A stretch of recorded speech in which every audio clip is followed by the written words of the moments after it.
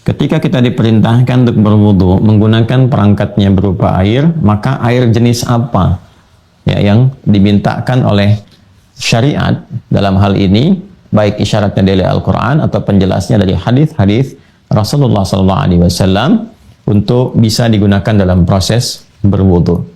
Nah, ini yang coba kita antarkan dulu. Jenis air di dalam Islam itu setidaknya dibagi ke dalam 5 bagian utama. Ya, 5 bagian utama. 1, ada yang disebut dengan airnya mutlak. Mutlak. Mutlak itu air yang masih jernih, bening, punya sifat suci, karena belum bercampur dan berubah sifatnya dari apapun. Memiliki sifat air yang sempurna. Biasanya pendekatannya 3. Ya, 3 ketika air itu berubah dengan faktor apapun. Ya, dengan faktor apapun. Karena suhu udara misalnya, ya, terkena pemanasan matahari dan sebagainya. Ya, maka sebelum terjadi itu semua, bila dia tidak berubah dalam 3 halnya, itu masuk dalam kategori mutlak. Ya, mutlak sifat airnya, ya air yang disebut air itu ya seperti itu. Ya, belum bercampur dengan apapun. Air kalau dimasukkan ke dalam perasan misalnya mangga jadi jus kan, jus mangga. Dicampur dengan perasan alpukat jadi jus alpukat gitu ya. Nah, itu sudah berbeda. Ya, bukan sifat air secara mandiri. Ya, baik, ya ini murni airnya ya, murni airnya. Jadi belum berubah satu warnanya. Ya kan? Kemudian juga baunya, kemudian rasanya. Ini yang akan menentukan apakah sifat air itu terpengaruh kemurniannya atau masih mutlak dalam sifat murninya. Kalau ini semua dari 3 hal ini, baik warna, bau ataupun rasanya tidak berubah dari sifat murninya, maka dia disifati sebagai air yang mutlak, mutlak kemurniannya. Jelas ya? Ini dalam fikih disebut dengan air yang murni sucinya. Murni sucinya disebut dengan tahur namanya, tahur. Ya, tapi dalam pengertian jenis air, sifatnya, sifat airnya mutlak kemurniannya, maka kalau dia masih murni, murni itu kan bening ya, belum bercampur dengan apapun dan sebagainya, ya. Nah, maka dia punya sifat suci dan menyucikan, suci dan menyucikan. Artinya pada zat airnya, materinya suci, disifati suci, dan bisa digunakan untuk bersuci. Suci dan bisa digunakan untuk bersuci. Suci menyucikan, singkatnya begitu. Ya. Ini tahur. Jelas ya? Pelan-pelan. Makanya istilahnya nanti ada, yang pertama adalah air yang suci menyucikan. Ikan tahirun mutahhir. Disingkat kemudian dengan nama tahur, air tahur. Atau mutlak sifat ke airnya, kemurniannya, yang tidak berubah dari sifat airnya, baik dari warnanya, baunya, atau rasanya, maka dia suci dan bisa digunakan untuk menyucikan, untuk bersuci. Baik bersuci yang sifatnya dalam konteks ibadah, ya, wudu, mandi misalnya, ya, ataupun juga menyuci perangkat-perangkat yang lainnya yang secara umum bisa digunakan. Ini bagian yang pertama. Nah, ini macam-macam nanti. Ada yang sifatnya ya, benar-benar alami pada umumnya. Misalnya air yang turun dari langit itu kan hujan. Ya, air hujan.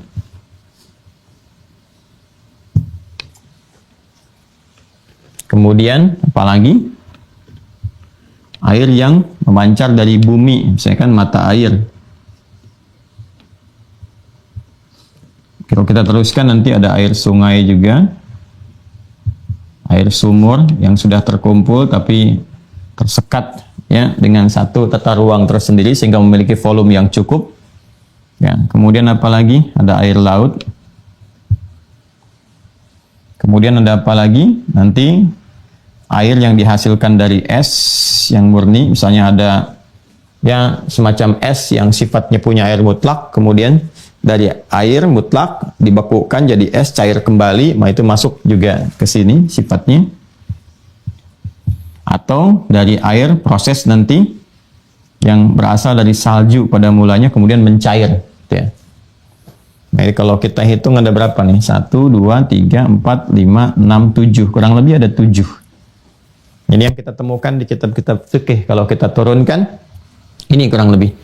Nah, jadi kalau misalnya ada satu kegiatan yang sedang dilakukan, kemudian kita ingin mencoba untuk berwudu, baik untuk berwudu saja secara umumnya menjaga wudu, ataupun mendekati waktu salat, ya kita punya misalnya, alhamdulillah ada air yang kita bawa, ya, dalam botol, misalnya dalam hal tertentu yang sudah kita siapkan, dan kalau di botol nanti ada catatan tersendiri, nanti masuk ketika pada jenis yang selanjutnya.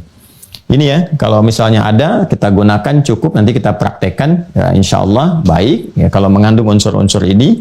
Tapi kalau misalnya kita tidak membawa juga persediaan, nah kita temukan mata air misalnya, ya, atau sudah tersambung, ya ada yang menggunakan pipa, ada yang menggunakan bambu, daerah-daerah itu, ya boleh digunakan berwudu. Atau ada hujan misalnya, ya kita tadahi, kemudian dipakai untuk berwudu, boleh, ya.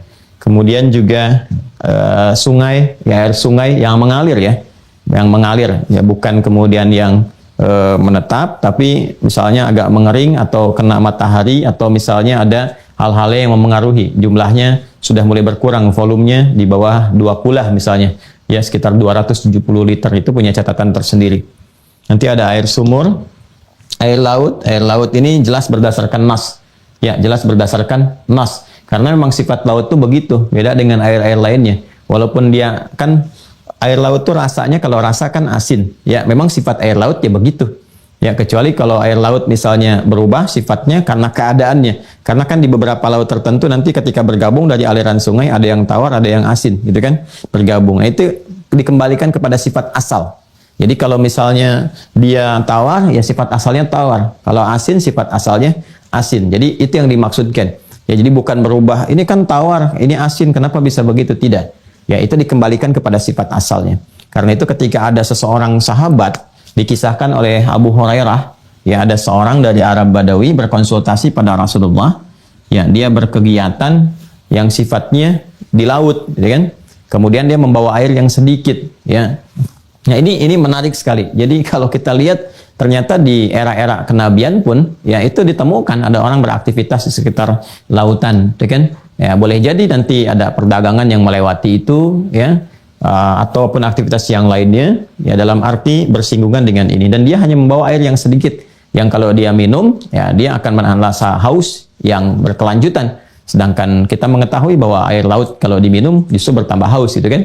Nah, apakah boleh nggak kemudian berwudu dengan menggunakan air yang ada di laut? Ya, maka kata Nabi, wat tahuru ma'uhu. Ini ke sini, wat tahuru ma'uhu, tahur. Kalimatnya menggunakan tahur, wat tahuru ma'uhu wal hillu maitatuhu, ya. Ya, air laut itu suci airnya karena sifatnya memang seperti itu, ya kan? Nah, kemudian juga halal bangkainya, maksudnya ikan-ikan yang ada di situ, kalaupun kemudian mau ditangkap, ya, atau misalnya dipancing kalau sekarang, atau ditombak dan sebagainya, mati, dibawa ke darat, diproses, kan, dimasak dan sebagainya, atau mau langsung dimakan dalam keadaan tertentu yang bisa digunakan, ya. Nah, itu halal untuk bisa dikonsumsi. Nah, ini tentang air laut. Dan ini nasnya ada. Kalau minta dalil, kita turunkan dalilnya di hadis riwayat ini aja, urutan pertama, Abu Daud saja, ya. Abu Daud. Nomor hadis 83. Ya. Rawinya sahabat Abu Hurairah. Ya. Ini ya, bisa ditemukan di sini. Khusus tentang air laut. Kalau di Ibnu Majah nomor hadis 386. Ya, dengan redaksi yang sama. Ini secara umum sangat mudah sekali dipahami. Ini sisi yang pertama. Kemudian yang kedua,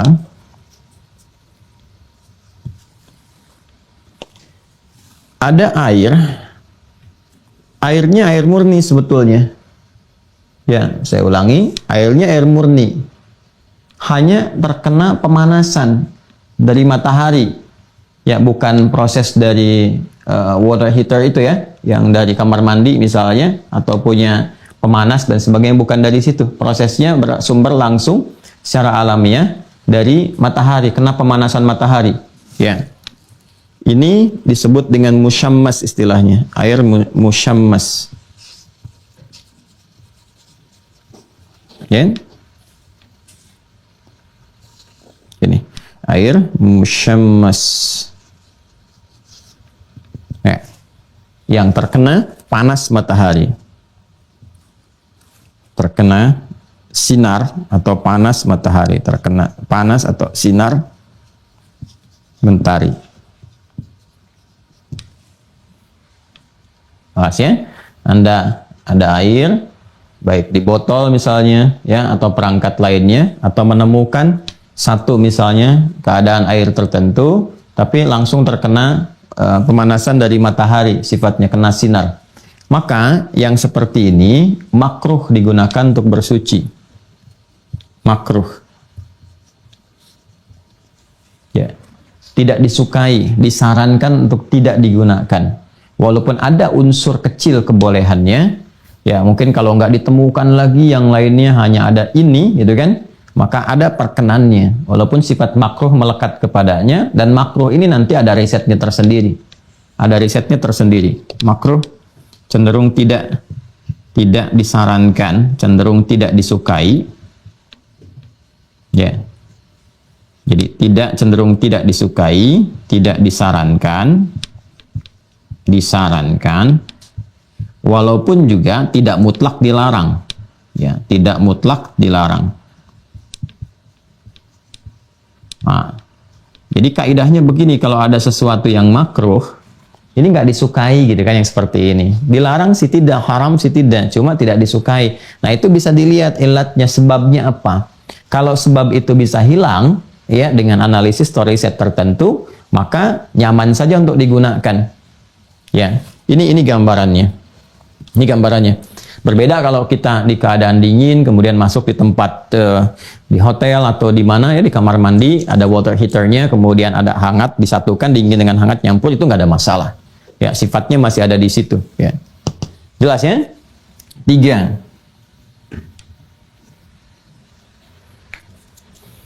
Sudah? Airnya suci, yang ketiga itu. Tapi tidak bisa digunakan untuk bersuci. Suci tapi tidak menyucikan. Nah, kalau yang pertama kan suci dan menyucikan. Yang kedua suci, menyucikan, tapi tidak disukai dan tidak disarankan untuk digunakan, punya sifat makruh. Yang ketiga, dia suci tapi tidak bisa digunakan untuk bersuci. Suci tapi tidak menyucikan. Detail sekali istilahnya, Masya Allah. Ya. Suci tapi tidak digunakan untuk bersuci, tapi suci tapi tidak menyucikan. Ya. Apa misalnya? Ya, nanti kita lihat sebelum ke misal, istilahnya dulu. Istilahnya air tahir. Tahir, kalau mau disempurnakan, ghairu mutahhir. Nah, ini istilah bahasa Arab ya, tahir ghairu mutahhir, ya kan? Nah, cuma biasanya suka disingkat saja. Kalau dalam fikih itu sudah hafal, sudah khatam, sudah paham. Istilahnya tahir aja. Tahir, ya kan? Untuk membedakan dengan yang ini, tahur. Yang ini tahur, yang ini tahir. Jelas ya? Baik. Ini suci tapi tidak digunakan untuk bersuci. Ini dalam istilah jenis air ya, bukan dipraktekkan kepada yang lain. Misalnya sudah ada yang lamaran, ya, tapi belum akad, diajak naik motor berdua, ya kan? Ayo naik motor berdua. Maaflah, aku belum tohir. Aku tohir belum tohur. Bukan ya, ini istilah dalam wudhu. Maksudnya apa tohir belum tohir? Ya, aku kan suci, tapi belum bisa ya untuk berhubungan yang seperti ini. Itu belum bisa digunakan untuk menyucikan. Bukan, ini dalam istilah wudhu sifatnya. Ya ya. Jadi kalau kita menemukan kata tahir seperti ini, tahir, itu jenis ketiga. Tahur, jenis yang pertama. Jelas ya? Ya. Sini ya. Tahir ghair mutahhir. Air tahir, air suci tapi tidak bisa digunakan untuk bersuci. Suci tapi tidak menyucikan. Contoh apa? Ini air murni, ini yang bercampur dengan materi lain atau zat lain yang suci juga sifatnya. Ya, tapi karena bercampur di situ ada perubahan-perubahan dari warnanya, baunya, rasanya, kan? Tapi bukan najis, benda suci juga. Karena sudah berubah sifat ininya, nggak bisa dipakai bersuci. Contoh apa? Nih, air tahur, air yang mutlak, yang bersih, plus kopi. Nah, kan? Jadi apa? Air kopi. Kan? Air plus kopi, jadi air kopi. Ya. Pak, kopi Pak, 1 gelas. Oh iya, pahit atau manis? Pakai gula enggak? Ah, pokoknya kopi aja Pak, nggak pahit, nggak manis, nggak apa-apa. Saya mau wudhu. Nggak bisa. Nggak bisa, karena sudah bercampur. Airnya bercampur dengan kopi, jadi air kopi. Air kopi ini suci, tapi nggak bisa dipakai untuk bersuci. Kenapa? Karena bercampur sifatnya ini keadaannya. Walaupun dua materi sifatnya sama-sama suci, tapi kalau airnya sudah bercampur dan berubah dari sifat dasarnya, maka tidak bisa digunakan untuk bersuci. Ini gampang, tinggal tambahin aja hal-hal yang suci yang lain setelah ini. Ya, air plus jeruk, ya kan? Nah, air plus alpukat terus jadi bercampur airnya, maka ini disebut dengan air tahir tapi ghairu mutahhir. Air yang suci tapi nggak bisa digunakan untuk bersuci. Air sabun nggak bisa dipakai wudhu, ya kan? Ingat, air sabun pakai mandi bisa, mandi biasa dan seterusnya. Tapi dipakai untuk berwudhu tidak, ya. Baik, termasuk nanti kalau ada mandi besar misalnya, ya, nanti ada babnya sendiri. Kan sudah saya contohkan di pertemuan yang dulu, ya, sampai langsung dipraktekkan itu dengan contoh, ya. Apa namanya, shower dan seterusnya, itu cara-caranya pernah saya praktekkan. Ya, kalau airnya bersih bagus, gunakan sabun terpisah boleh, ya. Dalam mandi kan beda dengan sifat biasa, ya. Tapi kalau mandinya langsung menggunakan air sabunnya, tidak dinetralisir kembali dengan air-air yang bening yang bersih, itu juga tidak tepat digunakan demikian dalam proses mandi besar, ya. Tuh. Nah, artinya kalau bercampur dengan zat-zat yang lain, maka sifat tahurnya berubah jadi tahir seperti ini. Jelas ya? Kalau sama-sama suci. Kemudian yang keempat, dan air suci dasarnya selalu ini. Air tahur, suci dan menyucikan, tapi sudah dipakai bersuci sebelumnya. Ya, kan ada kalau sedang berwudu misalnya kan, ditadah bawahnya itu kan. Ditadah tuh, jadi pakai ember atau yang sejenisnya sehingga airnya nggak jatuh kemana-mana dari keran tuh langsung ke ember itu lagi. Nah, jadi yang jatuh ke situ, ya, terkena dari atas ini sudah masuk ke situ, sudah digunakan. Dalam bahasa Arab, air yang sudah digunakan untuk bersuci, ya, sudah digunakan, dipakai, itu disebut dengan musta'mal namanya, musta'mal. Musta'mal.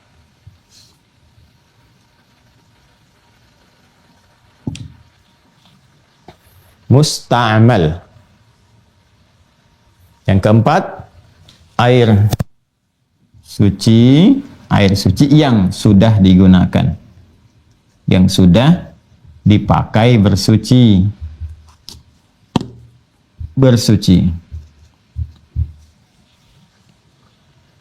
Dan ini walaupun ada khilaf kecil di antara para ulama, tapi yang paling populer dan ini yang dipegang oleh kita, dengan ini tidak digunakan untuk bersuci kembali. Jelas ya? Tidak digunakan untuk bersuci kembali. Kecuali nanti dalam kondisi-kondisi yang sangat langka, dalam darurat, atau hanya untuk misalnya basuhan mandi dalam basuhan pertamanya, ya, sebelum misalnya dibersihkan kembali dengan yang lainnya. Nah, itu kalau mandi misalnya, maaf ya, ini kan bahas fikih gitu. Nanti mungkin kalau bab detailnya ketika masuk al-ghuslu atau mandi bisa dibahas dengan lebih dalam lagi. Ya, saya mau mandi berdua dalam satu bejana, itu boleh-boleh saja. Ya, dipakai, hadisnya juga ada terkait dengan itu. Tapi nanti yang paling populer setelah itu dibilas lagi dengan menggunakan air yang mutlak. Ya, itu gambaran. Nanti ada hikmahnya tersendiri. Tapi dalam pembahasan wudhu, ini yang paling populer, ya, air yang sudah digunakan, terutama dalam mazhab Syafi'i dan turunan-turunannya, Air yang sudah digunakan untuk bersuci maka tidak dipakai untuk bersuci kembali. Jadi kalau sudah wudhu, ya kemudian pakai misalnya ember ditadah, ya kan? Mau dipakai yang lain boleh. Misalnya dipakai nyuci baju kalau diduga itu bersih gitu kan. Dari wudhunya nggak terlampau, bukan kotoran-kotoran ini sudah ada kotor kemudian kena kotoran itu, maka nggak tepat juga kalau dipakai nyuci baju dan sebagainya. Tapi kalau ini dari kita tadah supaya airnya nggak bertebaran, misalnya sayang Anda ingin tadahkan, Anda siramkan ke bunga, kemana dan sebagainya sehingga memanfaatkan air yang dimaksudkan, itu sah-sah saja, boleh dilakukan. Jadi kalau kita masih dapatkan air yang ini mutlak, ya maka ini yang didahulukan. Ini yang sudah digunakan maka tidak dipakai lagi untuk bersuci. Kalau mau dipakai untuk yang kegiatan biasa, nyuci atau mandi misalnya, dari situ kalau kita wudhunya memang masih bersih, cuman batal aja, wudhu lagi ditadah, pakai mandi ya sah-sah saja digunakan sepanjang mandinya bukan terkait erat dengan sifat bersuci, ya seperti mandi besar dan sebagainya. Dan tentunya dibilas lagi dengan air-air yang mutlak yang lebih bersih. Kemudian yang kelima, yang terakhir ya. Ya. Sudah? Yang kelima itu sudah bercampur dengan najis. Ya. Ini kan yang ini yang tiga bercampurnya dengan benda suci lagi. Suci ketemu suci, tidak mensucikan. Itu ya. Ini air suci ketemu dengan benda suci, suci tapi tidak mensucikan. Ya, kemudian yang kelima ini airnya suci bertemu dengan benda yang tidak suci. Ya, ketika bertemu dengan benda yang tidak suci, bercampur, terkontaminasi, jadilah kemudian tidak suci air itu. Ya, tidak suci. Kenapa? Karena terkena najis. Yang tidak suci itu kan najis namanya. Ya, makanya bahasa Arabnya disebut dengan mutanajis. Air mutanajis.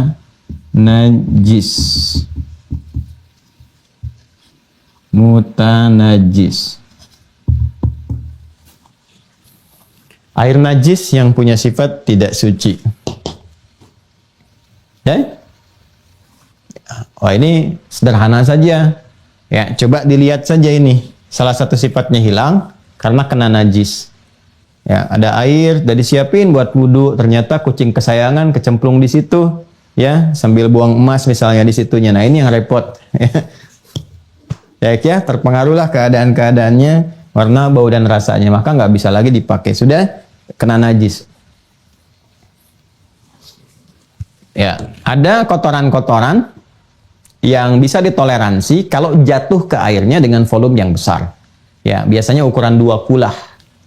2 kulah. Kullataini itu kan 2 kulah. 2 kulah itu berapa sih volumenya sekarang? Ya, kalau pendekatan dulu liternya itu bisa berbeda-beda. Bisa 500 liter yang ukuran liternya Irak, sekian liter 300 sekian yang ukuran Mesir. Tapi setelah dikaji, dipelajari, dengan ukuran orang Arab pada umumnya didapatkan sekitar 270 liter. 270 liter. Volume airnya. Ya, bila ada di satu wadah 270 liter, ini 270 liter itu bahkan disebutkan dimensi tempatnya. Sekitar ukuran kedalaman dengan lebar atau panjang atau bahkan juga bisa persegi panjang atau dalam bentuk kubus misalnya, ya dengan kedalaman sekitar 91 cm. Kurang lebih lah 91 cm. Ya dengan lebar dan panjang yang serupa. Itu kurang lebih akan menampung ini 270 liter air. Secara singkatnya kalau volumenya segini, terus terkena najis yang pada umumnya tidak banyak merubah keadaan. Ini paling minimal. Kalau lebih dari itu bisa dipakai untuk bersuci, itu lepas sekali. Ya, seperti terutama kalau sudah airnya mengalir. Kalau ini kan airnya tidak mengalir, menetap. Ya, air danau yang menetap, tidak mengalir pada umumnya. Terus tiba-tiba ada kotoran cicak masuk ke situ, kan itu tidak berpengaruh banyak kepada airnya. Itu tetap bisa digunakan untuk berwudu. Ya, baik. Kalau air mengalir, ya sudah sifatnya sudah beda karena kotorannya pun ikut mengalir. Makanya air sungai yang mengalir sifatnya itu masuk dalam keadaan air mutlak ke sini. Boleh digunakan untuk bersuci. Nah ini, bila najis yang masuk yang dimaksudkan, itu sudah merubah keadaan ini. Memang airnya lebih daripada 270 liter, tapi kerbau mandi di situ. Ya udah kelihatan semua berubah. Maka jangan juga iseng dipakai wudhu. Kalau sudah seperti itu, sudah berubah semuanya. Sudah mutanajis keadaannya. Kudanil mandi di situ, badak mandi di situ, dipakai wudhu. Tidak. Itu udah, itu jatahnya badak gitu kan. Itu jatahnya kerbau. Nggak usah kita ikut-ikutan cari yang lain. Ini selesai. Nah, jadi ini ada 5, teman-teman sekalian. Air mutlak dengan sifat sucinya, dengan keadaan yang tidak berubah di 3 pendekatan disebut dengan tahur. Dan air musyammas terkena pancaran sinar matahari di sini sehingga mengalami proses-proses tertentu yang diduga akan mempengaruhi keadaan airnya. Jika dipastikan keadaan itu tidak terpengaruh dari 3 sifat ini dan aman digunakan, maka hilang sifat makruhnya, silahkan digunakan untuk bersuci. Tapi kalau sekiranya ada proses kimiawi tertentu yang mempengaruhi keadaan air sehingga diduga akan memberikan dampak-dampak yang kurang baik, misalnya bagi tubuh, maka tidak digunakan. Kemudian yang ketiga, tahir, ghair mutahhir atau air tahir saja. Ya, maka ini adalah air suci yang tidak digunakan untuk bersuci, seperti air bertemu dengan benda yang suci yang tadi saya jelaskan. Baik itu kopi, jeruk, sabun, dan sebagainya, maka tidak bisa digunakan untuk berwudu. Musta'mal yang sudah digunakan, tidak digunakan untuk bersuci kembali. Demikian keumuman fikihnya. Kemudian juga air yang mutanajis, yang sudah terkena najis, yang memang tidak bisa digunakan untuk bersuci dengan batas-batas tertentu. Nah, ini gambarannya.